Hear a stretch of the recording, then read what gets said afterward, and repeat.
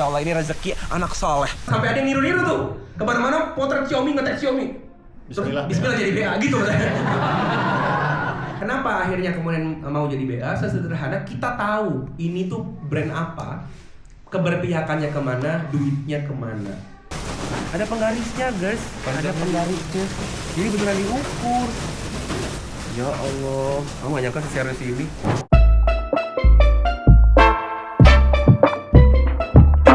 Sekarang kita udah sampai ke tempat spesial, Garut. Yuh, ada apa sih di Garut? Ada pusat dari seluruh kenikmatan dan kegurihan-kegurihan yang kalian tahu itu. Xiaomi tuh pusatnya di sini guys. Dan kita udah sampai di Si Bentang, Villa Si Bentang yang ada di kawasan Kampung Sumber Alam. Nah, ini rekomen banget. Kenapa? Karena lagi-lagi ada teman saya di sini, teman traveling kita bersama yaitu Xiaomi. Nggak percaya? Yuk kita lihat semuanya.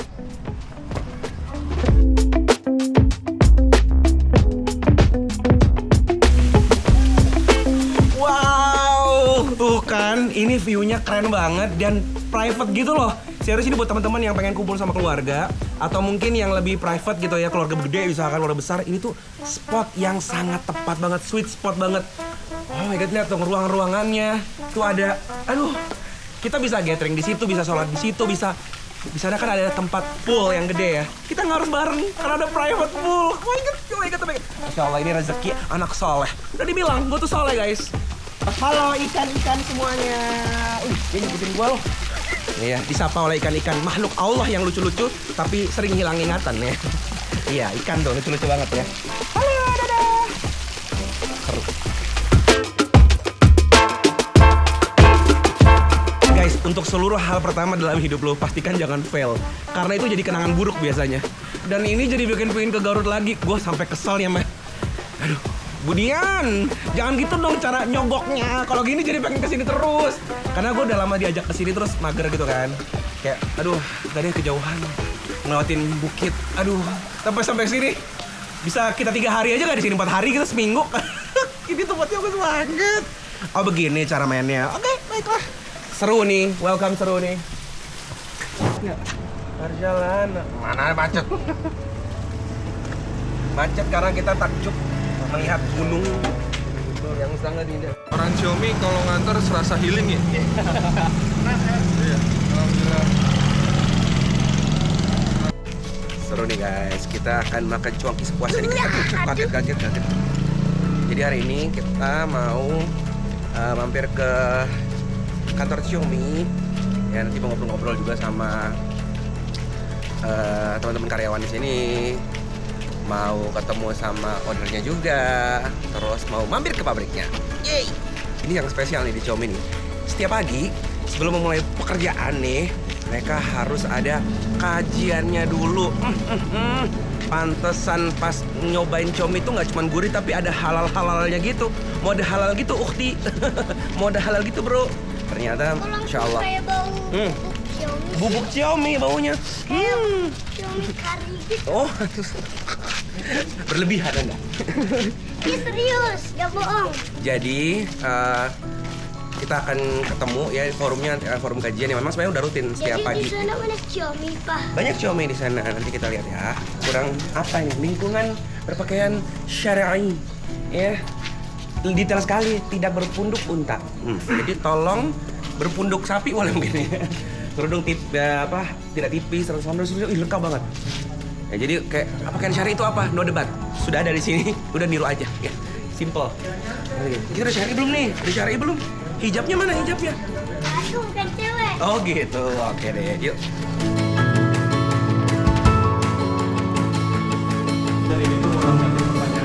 Ini di mana, Terima Pak? kasih sudah menyiapkan kerepotan-kerepotan. Ini dia tempat kajian ya.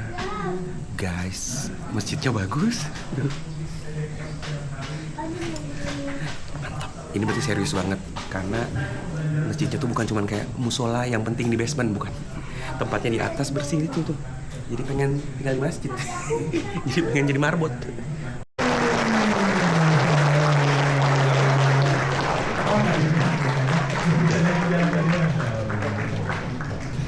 Ini ada bintang tamu lain? Nggak ada. Agnes Monica? Kirain Kirain ada ini. Oke, insya Allah Mas Fuad. Sebelum saya bacain pertanyaan-pertanyaan yang masuk ini, Mas Fuad ya. Oh iya, ada pertanyaan. Oke. Masya Allah, kenalin nama gue Fuad. Insya Allah bertemu dengan orang-orang di balik gurihnya Xiaomi. Ternyata yang support dakwah banyak ya, nggak cuma konten kreator dari Xiaomi juga, dari teman-teman yang punya ada printing juga, dari teman-teman yang punya gedung juga, Masya Allah. Jadi senang banget dakwah udah sampai di titik ini dan lebih senangnya lagi karena saya ada di bagian itu gitu. Rasanya senang ada satu kapal bersama orang-orang baik gitu ya. Bagaimana cara agar ini ringan banget ya? Agar akidah dan keyakinan kita tidak terpengaruh oleh aliran yang menyeleweng dari syariat Islam di zaman sekarang. Luar biasa. Ringannya gini ya. Yang beda kelas pertanyaannya. Yang berat nanya apa lu? Yang ringan aja begini. Ya, tahu penggaris? Tahu. Nah, kapan kita bisa nyebut ini tidak sesuai ukuran? Kalau ngelewatin batasan penggaris tersebut kan, misalkan aku butuh kain 5 meter, ya kita ngambil lah penggaris. Gini, kalau kain 5 meter, sampailah kita ke gulungan kain, tapi nggak ada penggarisnya, bisa nggak kita nentuin ini 5 meter apa enggak? Sulit kan? Akhirnya apa? Mengira. Ini sama kayak pertanyaannya, Kak gimana saya bisa tahu apakah kain ini pas 5 meter apa berlebihan? Atau kekurangan? Ya sederhananya punya penggarisnya apa enggak? Punya ukurannya atau enggak? Itulah pentingnya ngaji, itu pentingnya halakoh, itu pentingnya punya guru. Karena kalau kita nggak tahu yang benernya, gimana mau tahu yang salahnya kan gitu. Sehingga kalau sudah belajar, itu mau ke pengajian manapun, mau ke ustadz manapun, buka YouTube manapun, kita gampang tahu bohong nih orang.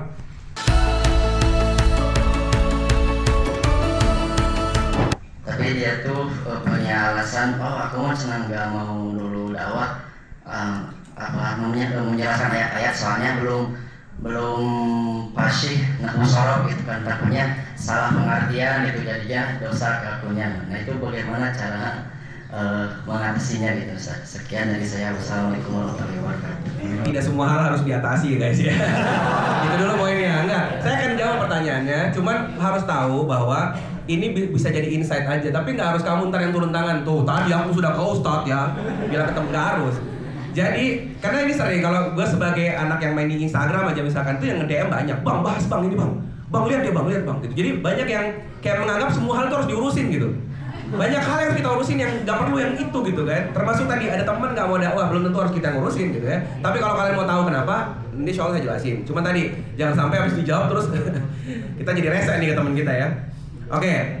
Ada orang mau dakwah, tapi bilang nggak berani dakwah karena belum fase misalkan nahwu sorof. Ya ngajar yang lain atau jangan nahwu sorof.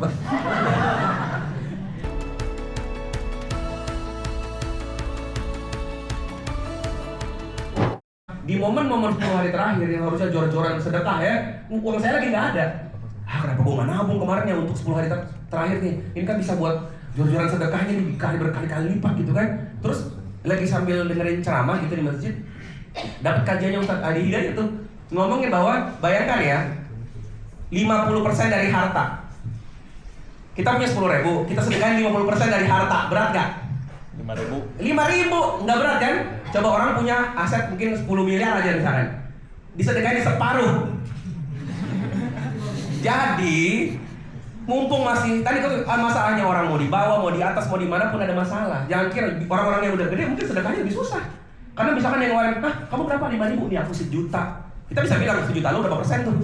Ini zaman masih sama Yung Ngaji doang, yang sering support Yung Ngaji, ini tuh udah sering di endorse. Tanda kutip ya, mungkin dalam konteks bukan yang benar-benar dikontenin, tapi nge-upload story soal ini itu udah sering. Sampai ditawarin gimana kalau sekarang jadi BA-nya aja waktu itu. Cuman waktu itu gue belum mau, karena mikir kalau jadi BA tuh terikat banget gitu kan waktu itu ya. Jadi nggak ada, masalahnya sebelum tanpa jadi BA pun gue udah sering upload soal Xiaomi gitu. Makanya kemarin waktu jadi BA inget gak? Postingan pertama gue selalu ngupload soal Xiaomi, tiba-tiba jadi BA. Wah akhirnya terkabul gitu. Inget gak yang konten itu? Itu tuh orang terharu banget. Sampai ada yang niru-niru tuh. Kemana-mana potret Xiaomi, ngetek Xiaomi. Bismillah jadi BA gitu. Karena berharap jadi kayak gue waktu itu. Jadi emang sebelumnya sudah sering. Nah kenapa akhirnya kemudian mau jadi BA? Sesederhana kita tahu ini tuh brand apa, keberpihakannya kemana, duitnya kemana. Ngerti ya? Jadi ini bahkan pertanyaan saya ngomong kemarin ke beberapa tim juga, tolong dong tanyain ke pihak Xiaomi, apakah konten-konten gue terkesan jualan doang atau gimana? Karena gue tuh pengen ngerasa gue tuh bagian dari tim Xiaomi, cuman bagian promonya, ngerti nggak maksudnya? Segalanya, tanpa ilmu susah segalanya.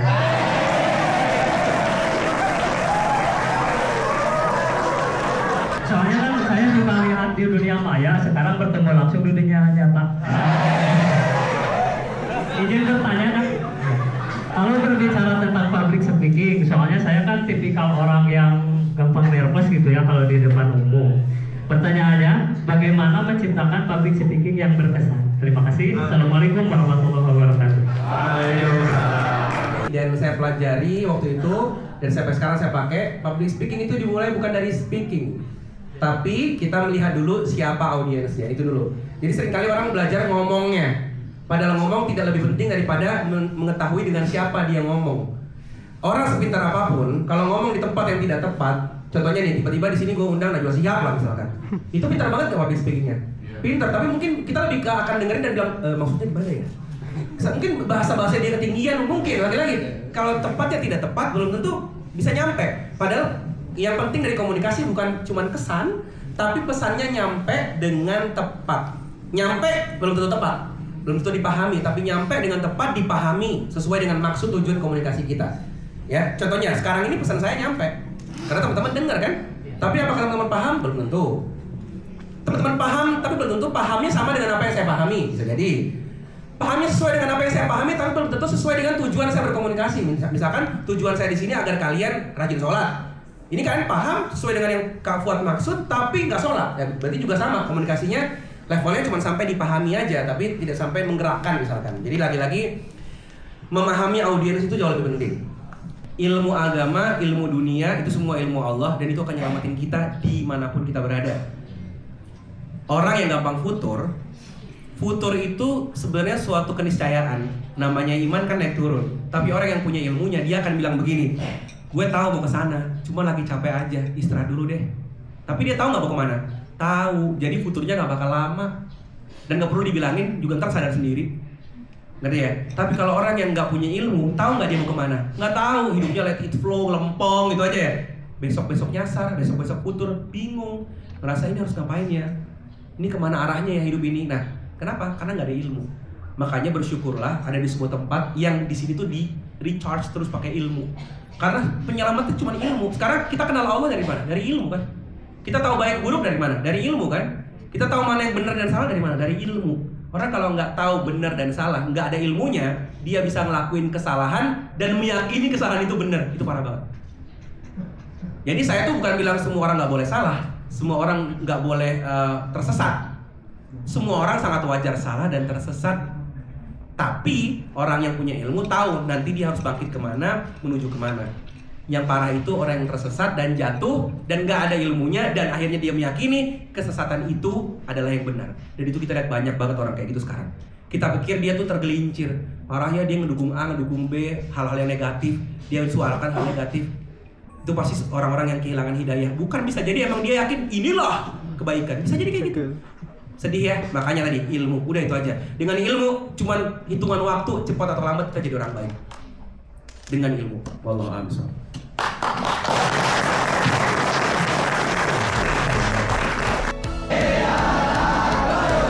Sarawar Bisman,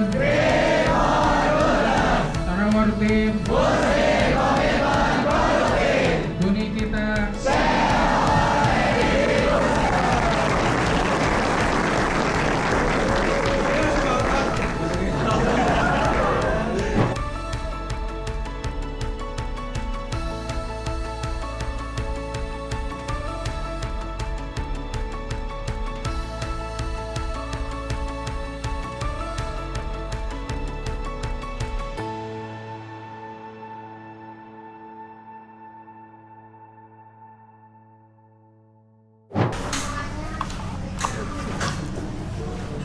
Terus?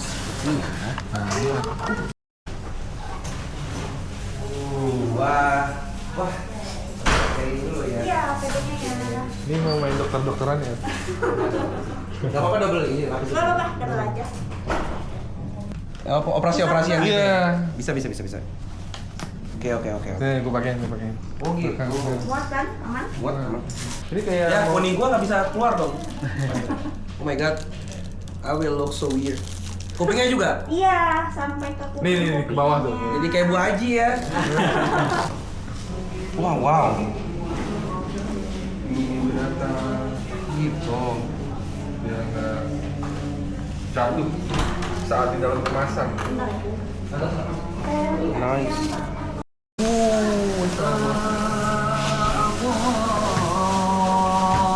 Udah kecil gitu.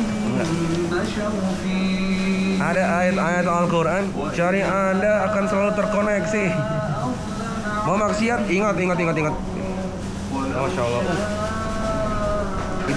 Bersih ya, semuanya tuh pakai ini guys, sarung tangan. Tadi udahlah segitu banyaknya di luar prosedurnya, ternyata tetap di sini di sarung tanganin lagi. Jadi ini bersih ya, tidak ada adegan ngaduk-ngaduk pakai tangan gitu kan? Nggak ada. Kayak di pindah pas. Ya nggak ada, aman. Kelasnya loh guys, ini modern banget loh sumpah. Maksudnya gue pikir karena ini cuanki, makanan tradisional, jadi rumahan itu loh, yang Nggak ada mesin. ya yang bungkus ya ibu-ibu apa biasa gitu, normal tapi sangat profesional sekali. Dan tadi kan juga habis ngisi ya, itu rata-rata kayak Gen Z gitu ya, anaknya masih muda-muda. Guys, ini tuh setelah dari seluruh tadi yang udah clean banget nih, sampai sini ternyata masih dicek lagi. Ini kayak double check lah ya. Di situ di center-centerin untuk mencari benda asing, apa ada alien apa gimana gitu. Ternyata nemu-nemu aja, ada plastik kecil, ya Allah, kecil doang. Itu paling keselip doang gitu ya. Terus tetap aja di sini nggak boleh lolos gitu ya. Terus tadi nemu angka apa tuh expired yang tidak jelas cetakannya, nanti bisa bikin bingung kan. Nah, makanya juga tadi nggak lolos gitu. Dan semua udah jelas di sini, nggak ada dengan rasa gitu ya, karena semua udah aturannya jelas tuh tertata gitu. Harus gini, udah ada semua. Jadi tidak ada dikira-kira, supaya lebih jelas standarnya sama gitu. Mantap sekali. Ini kalau mbaknya lagi ngecek apa nih mbak? Teh Devi, Teh, mbak lagi teh, salah nih. dijawab. Lagi ngecek apa nih kak? Nimbangin kan tuh. Oh ditimbang. Oh Bumbunya ditimbang tuh. ya tadi ukuran itu beneran ditimbang gitu? Betul, kan satu-satu. Pas nggak? Oh iya loh. Kalau kelebihan itu bisa Mm-mm. batal ke resepsi. Iya sih, orang kan bilang kerannya enak, ternyata kasinan padahal ada salah gramnya ya. Nah, jadi kita standarisasi di sini. Oh. Pas kalau itu ditepok-tepok. Iya itu. Itu mbaknya lagi sensi. Dimarah-marah enggak. Itu Itu- supaya kita tahu bocor Bocor atau apa enggak. Oh gitu. Ya Allah, biar tahu bocor apa enggak. Betul. Siapa tahu kita mau nyeritain cerita rahasia kan. Malah bocor sama kemasannya. Mantap. Ih. Kalau ini, oh ini ukuran. Iya. Ini ukurannya. Betul. Oh. Yang tiga tuh pasti ada itu tuh penggaris supaya dulu. Really? Ada loh. Ada. Itu loh. Ada penggarisnya, guys. Ada penggarisnya. Jadi beneran diukur. Ya Allah, aku gak nyangka seserius ini. Dan ini cuanki lu, dan gini. Lu seserius apa sih ngedenger kata cuanki? Itu kan makanan paling bercanda seolah-olah ya, kata cuanki gitu. Itu kan lu bahkan nyarinya juga nggak mungkin di setiap hari, lu pasti kan momen-momen makanan sampingan lah ya. Untuk nyemil lah gitu. Tapi penggarapannya tuh serius ini untuk menghadirkan cemilan bahkan mungkin kita bilangnya ya. Ya Allah. Ini tadi yang ikut kajian. Jadi ya, mereka sudah berubah menjadi orang-orang yang bekerja. Wah. Jadi gini, biasanya ya citra orang yang sibuk kerja itu lupa agama. Ngerti nggak sih, kayak nggak sibuk lah untuk kajian-kajian gitu. Sebaliknya orang yang ngaji mulu kayak nggak ada kerjaan gitu. Citranya bakal kayak gitu. Di sini tuh balance banget ya, bahkan sebelum mulai itu mereka harus terkoneksi dulu ya sama pencipta gitu ya. Ini berarti, ini soalnya gue juga pakai prinsip yang sama, bahwa sekedar lu masak di rumah itu bisa beda banget hasilnya dari niat kita gitu. Jadi ini mungkin kelihatannya cuma ngukur-ngukur cuanki guys, tapi kalau udah di chart dulu, inget ya mindsetnya ya, lu tuh kerja tuh harus halal, harus ini, amanah, itu kan beda banget gitu. Bukan cuma gaji yang didapat ya, tapi juga ridhoan Allah, jadi itu kan jauh lebih penting. Kalau Allah itu bukan hal kecil bagi Allah untuk naikin derajat lu, mudahin seluruh hidup lu kan. Itu diajarin banget sama guru-guru kita juga sih. Masya Allah. Oke, berarti di sinilah seluruh. Oh ini udah jadi ya? Iya betul, itu yang sudah selesai. Kita lihat guys, ini nih. Inilah yang. Oh berarti dia kecil nanti mengembang gitu ya. Terus digoreng. Gua kira kompor bercanda tuh, masih kompor rumahan. Ini gua Allah. Ini gasnya juga bukan gas 3 kilo kan? Iya. Gas Oh my khusus, God. gas khusus. Gas produksi. Ini yang udah digoreng. Mesin spinner buat minyaknya hilang. Spinnernya mana? Oh ini. Oh, Putar ada. jadi ya. Iya betul. Jadi ini ada spinner habis digoreng, masuk ke sini. Ini kayak mungkin kalau mesin cuci gitu, yang dry itu ya. Ini Ya, puter ya. ya. Jadi keluarnya sudah kering, sudah tidak berminyak lagi gitu. Oh menarik ya. Mantap jiwa. Ini buat apa kipasnya? Ini tuh biar dingin. Kalau panas-panas itu langsung nanti. Oh, garingnya. Ini kan garing banget. Kalau panas, dia hangat. Oh, Lu pernah goreng kerupuk kan? enggak. Lu terlalu gagal goreng kerupuk. Kosong. Lu orang kaya tuh nggak pernah goreng kerupuk. Gue orang yang nggak suka kerupuk aja. Tambah apa ya, seneng gitu loh, karena Karena apa? pertama ya, brand UMKM atau mungkin pengusaha muslim gitu ya, seringkali citranya tuh kayak nggak serius gitu loh. Betul. Ini tuh serius banget, ini tuh pabrik beneran pabrik guys, maksudnya ini di bener-bener dicek berapa kali tadi itu kan, seneng banget rasanya. Dan senangnya lagi seluruh prosesnya itu ternyata kata halal itu bukan cuma nempel, Betul. bukan cuma brand tempelan gitu doh, tapi Jadi, dicek bener-bener gitu. Kita ngerasa makannya itu lebih aman gitu Lebih ya. aman, betul. Karena memang nggak main-main proses produksinya. Iya, jadi higienisnya tuh bener, karena halal tuh gak cuma halal, dia nempel juga sama toyib kan, jadi Oh, yang iya. baik, Bener. ya kan? Ya, maksudnya makan apapun kan bisa aja halal, tapi kan kalau nggak bersih, nggak apa, nah itu kan tadi toyibnya di situ ya, menarik banget gitu. Dan satu hal ya, di luar ini, tadi kan juga ada ngobrol-ngobrol sama ownernya, Iya, bener. sama karyawannya, gue jadi ngerti halalnya tuh nggak cuma produknya, Betul. itu poinnya. Halalnya itu dari dapetin modalnya, dari bagaimana dapetin ininya semuanya, Iya, bahan-bahannya, bumbunya, bahan-bahannya. dari distribusinya, dan dari mendapatkan keuntungannya, proses jual belinya. Karena aku tahu dia strict banget, Xiaomi ini strict banget masalah penjual belian itu, jangan sampai melalui cara-cara yang nggak syar'i. Dan ketika didapat, uang keuntungan dipakai buat apa, itu juga terjaga banget. Oh, jadi dipastikan juga semua yang kerja di sini Iya. itu ya kita sevisi, Betul. punya pemahaman yang Betul. sama, sehingga ini cuma beda hierarki pekerjaan aja, tapi semua di sini yang muslim standarnya sama, kerjaannya ya udah sesuai standar gitu ya. Seneng banget deh. Dari Masya awal Allah. masuk udah bener-bener detail. Betul. Kalau Xiaomi ada di kota lu, sikat. Kalau memang harus dibeli di online, lebih mudah lagi malah. Langsung diantarin ke depan rumah kalian. Jadi langsung aja di purchase, ini mantap sekali. Dan kalau Xiaomi nggak ada di kota lu, lu bisa jadi yang jualan di situ. Ih, Nggak hanya konsumen. nah bener. Dapat cuan.